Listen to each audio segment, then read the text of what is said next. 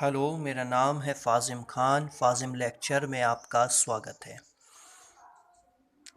आज की ये हमारी फ़र्स्ट वीडियो है एंड आज हम लोग इसमें पढ़ने वाले हैं डायरेक्ट एंड इनडायरेक्ट नरेशन। जैसे कि आपने वीडियो के थंबनेल में ही देख लिया होगा, डायरेक्ट एंड इनडायरेक्ट नरेशन को हम लोग पढ़ने वाले हैं।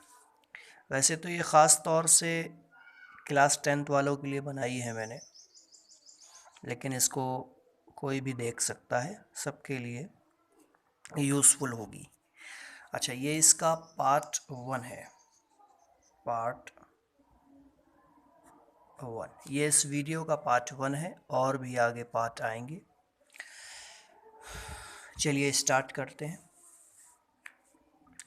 सबसे पहली बात ये होती है कि डायरेक्ट और इनडायरेक्ट नरेशन। अब ये नरेशन क्या होता है, उसके बाद मैं बताऊंगा कि डायरेक्ट नरेशन क्या है और इनडायरेक्ट नरेशन क्या होता है।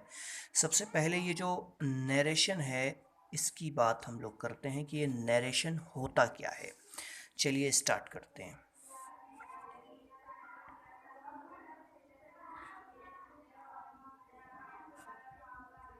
नरेशन क्या होता है? नरेशन का मतलब होता है लिखने का अंदाज। नरेशन का मतलब होता है लिखने का अंदाज। लिखने का अंदाज। नरेशन का मतलब है लिखने का अंदाज।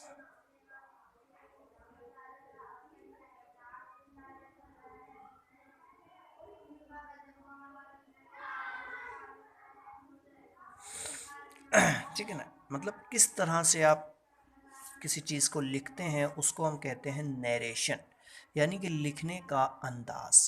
अच्छा, चलिए सबसे पहले हम बात करते हैं कि डायरेक्ट नरेशन क्या होता है।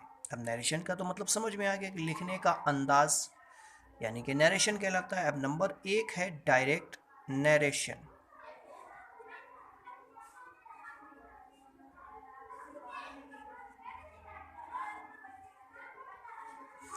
डायरेक्ट नरेशन क्या होता है?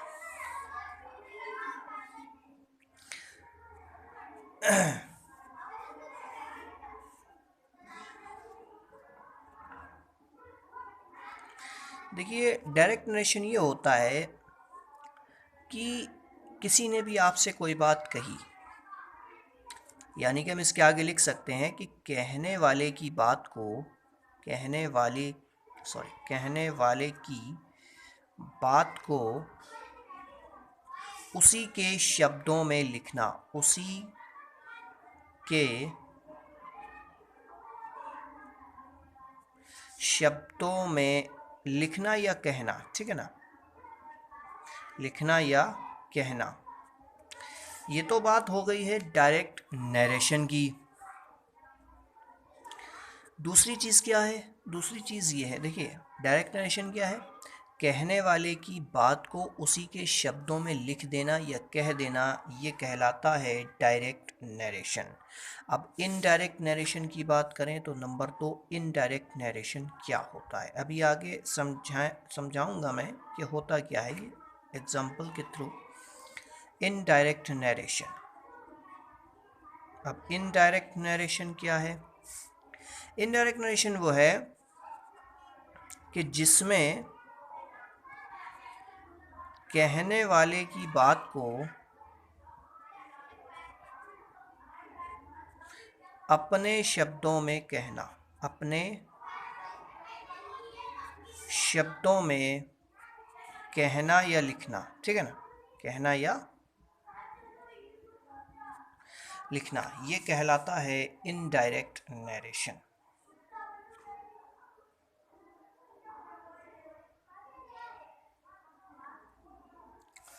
डायरेक्ट नरेशन क्या था? डायरेक्ट नरेशन ये था जो भी, यानी कि किसी कहने वाले की बात को उसी के शब्दों में लिखना या कहना, ये डायरेक्ट नरेशन हुआ। इनडायरेक्ट नरेशन क्या है? जिसमें कहने वाले की बात को अपने शब्दों में लिखना या कहना ही इनडायरेक्ट नरेशन है। आइए समझते हैं इसका मतलब क्या हुआ। जैसे कि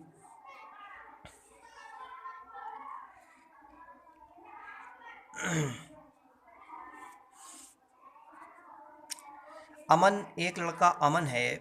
अमन ने मुझसे कहा था, अमन ने मुझसे कहा था, चलिए हम यहाँ लिख देते हैं, अमन ने मुझसे कहा। क्या कहा? अमन ने मुझसे कहा, मैं रोज़ स्कूल जाता हूँ। मैं रोज़ स्कूल जाता हूँ। अमन ने मुझसे कहा था कि मैं रोज़ स्कूल जाता हूँ। ठीक है ना? अमन ने मुझसे कहा मैं रोज़ स्कूल जाता हूँ। तो जो भी अमन ने मुझसे कहा था, मैंने वही उसी के शब्दों में ही आपको बता दिया। मैंने आपसे क्या कहा? जैसे मैं अमन से मिला तो अमन ने मुझसे बोला था कि मैं रोज़ स्कूल जाता हूँ।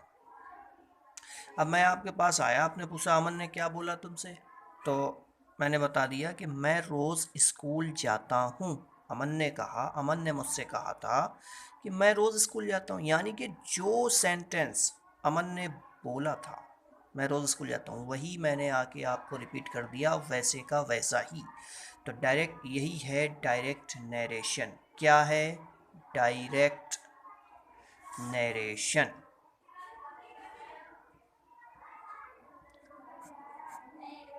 डायरेक्ट नरेशन की डेफिनेशन क्या है?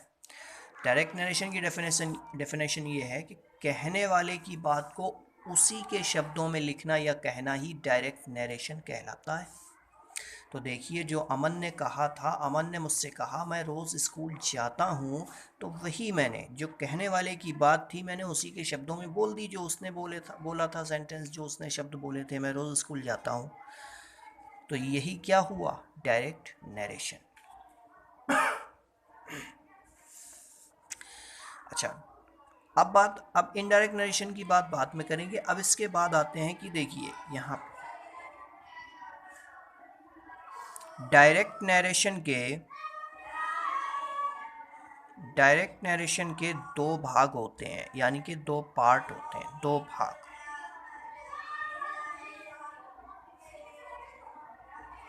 डायरेक्ट नरेशन के दो पार्ट्स होते हैं। नंबर एक होता है रिपोर्टिंग स्पीच। क्या होता है? Reporting speech. और नंबर दो होता है रिपोर्टेड स्पीच। डायरेक्ट नरेशन के दो भाग होते हैं, reporting speech and second one is reported speech. Number एक रिपोर्टिंग स्पीच और नंबर दो रिपोर्टेड स्पीच। अब ये रिपोर्टिंग और रिपोर्टेड स्पीच क्या है? देखिए, जो कहने वाला है, जैसे अमन ने मुझसे कहा, जो कहने वाला है वो रिपोर्टिंग स्पीच है। देखिए दोबारा से लिखते हैं, अमन ने, ये तो अभी हिंदी में लिख रहे हैं, इसके बाद इंग्लिश में बताएंगे। अमन ने मुझसे कहा, कहा, कॉमा इन्वर्टेड कॉमा, ये इन्वर्टेड कॉमा है और ये कॉमा है। अमन ने मुझसे कहा मैं रोज़ स्कूल जाता हूँ। अमन ने मुझसे कहा मैं रोज़ स्कूल जाता हूँ। तो जो कहने वाला है वो पार्ट वन, और जो बात कही गई है वो पार्ट टू। भाई अभी मैंने बताया है कि ये पूरा क्या है? डायरेक्ट नरेशन होता है। अभी ऊपर बताया है ना कि ये जो होता है ये डायरेक्ट नरेशन होता है। डायरेक्ट नरेशन के दो पार्ट होते हैं। अब ये हम बता रहे हैं कि डायरेक्ट नरेशन के दो भाग होते हैं। क्या क्या? एक होता है रिपोर्टिंग स्पीच और दूसरा रिपोर्टेड स्पीच। तो रिपोर्टिंग स्पीच क्या है, रिपोर्टेड स्पीच क्या है? जो कहने वाला है वो कॉमा इन्वर्टेड कॉमा के बाहर रखा जाता है, इसी को हम कहते हैं reporting speech. Comma inverted comma के अंदर जो भाग है, जैसे जो भी सेंटेंस बोला गया, जो वर्ड बोले गए, वो कॉमा इन्वर्टेड कॉमा के अंदर रखे जाते हैं, इसी को हम कहते हैं रिपोर्टेड स्पीच। समझ में आई बात?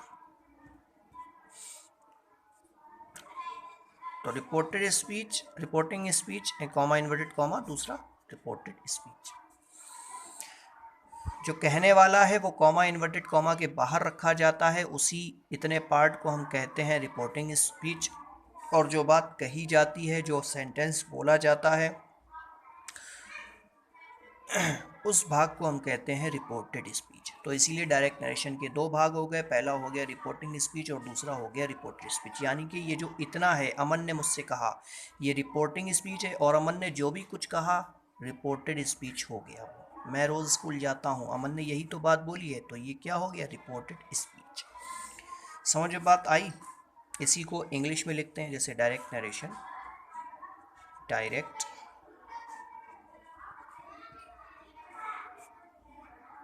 नरेशन के दो भाग होते हैं। पहला क्या, अमन ने मुझसे कहा, तो इसको लिखेंगे अमन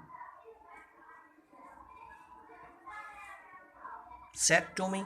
तो इतना भाग क्या हो गया, रिपोर्टिंग स्पीच हो गया। हो गया नहीं हो गया?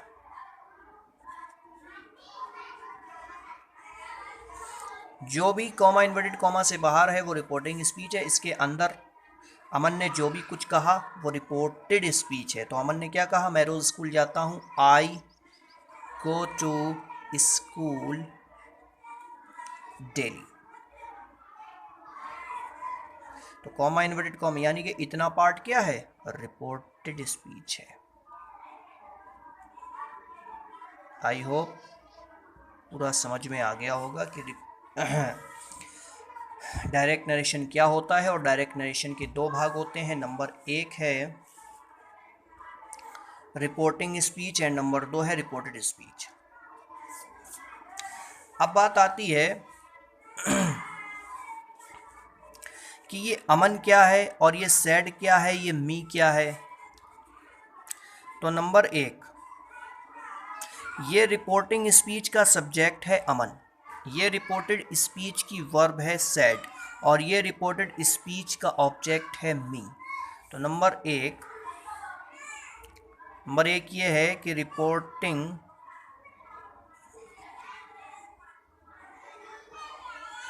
स्पीच के सब्जेक्ट को, जो भी रिपोर्टिंग स्पीच का सब्जेक्ट होता है उसको रिपोर्टर कहा जाता है। क्या कहा जाता है, रिपोर्टर।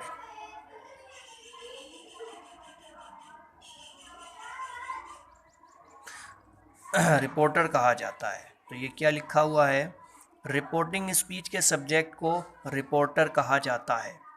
यानी कि यहाँ पे रिपोर्टिंग स्पीच का सब्जेक्ट अमन है, तो यहाँ अमन रिपोर्टर हुआ। रिपोर्टर हुआ या रिपोर्टर है, कुछ भी, ठीक है ना। तो यहाँ पे अमन क्या है, अमन रिपोर्टर हो गया। नंबर दो क्या है, जो रिपोर्टिंग स्पीच रिपोर्टिंग स्पीच की वर्ब को, जो रिपोर्टिंग स्पीच की वर्ब है, रिपोर्टिंग स्पीच की वर्ब कौन सी है, अभी मैंने बताया था, ये रिपोर्टिंग स्पीच का सब्जेक्ट है, ये रिपोर्टिंग स्पीच की वर्ब है। तो रिपोर्टिंग स्पीच के सब्जेक्ट को हम क्या कहते हैं, रिपोर्टर बोलते हैं। और जो रिपोर्टिंग स्पीच की वर्ब है, ये जो सैड है ना, ये वर्ब है से की सेकंड फॉर्म सैड। तो रिपोर्टिंग स्पीच की वर्ब को रिपोर्टिंग वर्ब कहते हैं, रिपोर्टिंग वर्ब कहा जाता है या कहते हैं, कहा जाता है। यहाँ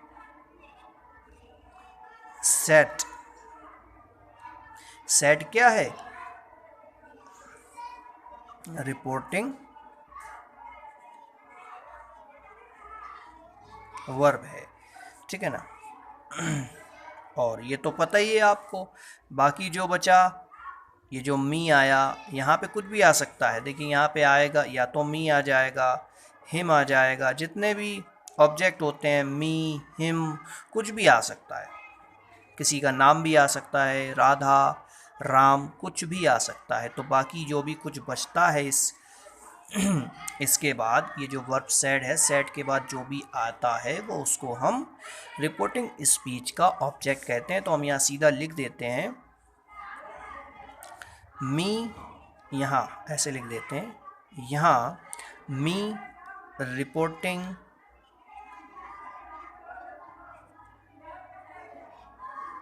स्पीच का ऑब्जेक्ट है। अच्छा, एक बात और बता देना चाहता हूँ, ये ख़ास तौर पे मैंने डायरेक्ट इनडायरेक्ट से स्टार्टिंग इसलिए की है क्योंकि अभी 10th क्लास के बच्चे और 12th क्लास के बच्चों के एग्ज़ाम होने वाले हैं नेक्स्ट मंथ से, तो उनके लिए ये वीडियो बहुत ज़्यादा यूज़फुल है, बेनिफिशियल है। तो वो इसको देख के, जिसने बिल्कुल भी नहीं पढ़ा है कि डायरेक्ट इनडायरेक्ट क्या होते हैं, तो वो इसको देख के सीख सकते हैं वो बच्चे। हाँ, लेकिन ये समझ में तभी आएगा डायरेक्ट इनडायरेक्ट जब आपको टेंसेस आते होंगे। आपको जब ये पता हो, जब टेंस आते हैं तब आपको ये भी पता होगा कि ऑब्जेक्ट क्या होता है, वर्ब क्या होती है, सब्जेक्ट क्या होती है ना। अगर ये नहीं पता है तो आपको ये समझ में नहीं आएगा।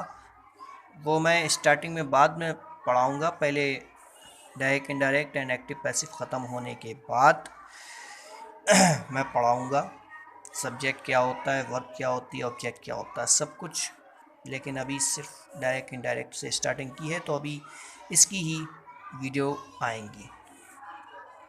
एक बार और रिपीट कर लेते हैं ना, इतना तो समझ में आ गया होगा आराम से।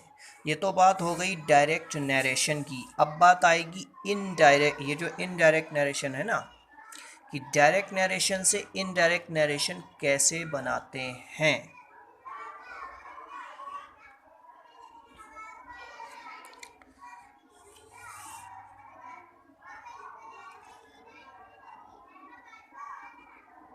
ठीक है ना, ये पूरा जो था ना, ये डायरेक्ट नरेशन था। अब आगे आएगा इनडायरेक्ट नरेशन। चलिए एक बात इसको रिवाइज कर लेते हैं। मैंने बताया था कि नरेशन क्या होता है, लिखने का अंदाज। नरेशन का मतलब होता है लिखने का अंदाज।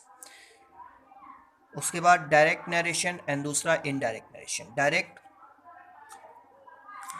डायरेक्ट नरेशन क्या होता है, कहने वाले की बात को उसी के शब्दों में लिखना या कहना ही डायरेक्ट नरेशन कहलाता है।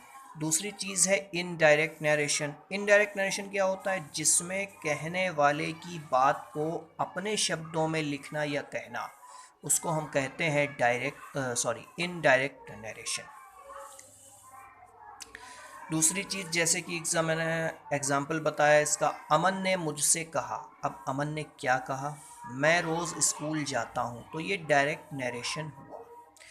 यानी कि जो भी अमन ने मुझसे कहा था, उसने यही मुझसे बोला था कि मैं रोज़ स्कूल जाता हूँ, और मैंने बिल्कुल वही उसी के शब्द, उसी के वर्ड्स मैंने यहाँ बता दिया कि अमन ने मुझसे कहा मैं रोज़ स्कूल जाता हूँ। अमन ने भी मुझसे यही बोला था, मैं रोज़ स्कूल जाता हूँ। मैंने भी यही बता दिया कि मैं रोज़ स्कूल जाता हूँ, ये अमन ने बोला था। तो इसको हम कह रहे हैं डायरेक्ट नरेशन। दूसरी चीज़ हमने बताई कि डायरेक्ट नरेशन के दो भाग होते हैं, दो पार्ट्स होते हैं।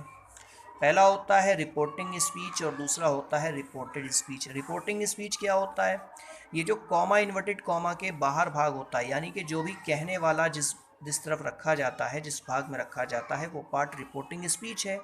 और कहने वाले की जो बात, जो शब्द उसने बोले हैं, जो सेंटेंस उसने बोला है, मैं रोज़ स्कूल जाता हूँ, वो कॉमा इन्वर्टेड कॉमा के अंदर रखा जाता है।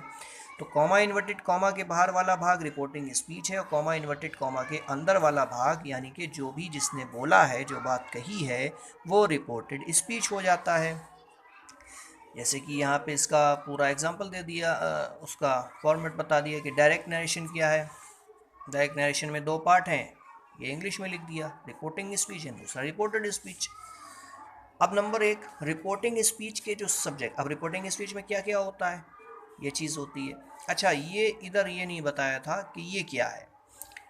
ये पूरा सेंटेंस होता है। ये जो यहाँ पे सेंटेंस लिखा है, वो किसी भी टेंस में हो सकता है। Present indefinite, present continuous, present perfect, present perfect continuous, past indefinite, past continuous, यानी कि किसी भी 12 टेंस में, किसी भी टेंस में, चाहे वो प्रेडिकेटिव हो, चाहे वो कंपैरेटिव सेंटेंस, कोई से भी, किसी भी टेंस में ये सेंटेंस हो सकता है। ठीक है ना। ये प्रेडिकेटिव सेंटेंस भी हो सकता है। यहाँ पे जो भी बात कही जाएगी वो रखी जाएगी। तो ये तो पता ही होगा आपको, ये जैसे आई गो टू स्कूल ये सब्जेक्ट है, ये वर्ब है, ठीक है ना, ये ग्रुप हो जाता है आगे, ये सब बाद में बताएंगे। अच्छा, तो रिपोर्टेड स्पीच के सब्जेक्ट को रिपोर्टर कहा जाता है, यानी कि यहाँ अमन क्या है, रिपोर्टर है, क्योंकि ये सब्जेक्ट है तो इसको रिपोर्टर बोलेंगे। रिपोर्टिंग स्पीच की जो वर्ब होती है उसको हम रिपोर्टिंग वर्ब कहते हैं, यानी कि यहाँ पे ये जो सैड है ना, ये क्या है, यहाँ सैड रिपोर्टिंग वर्ब है। बाकी जो बचा ये मी, ये क्या है, ये इसका ऑब्जेक्ट हो जाता है। ठीक है फ्रेंड्स, मिलते हैं नेक्स्ट वीडियो में। Okay, thanks.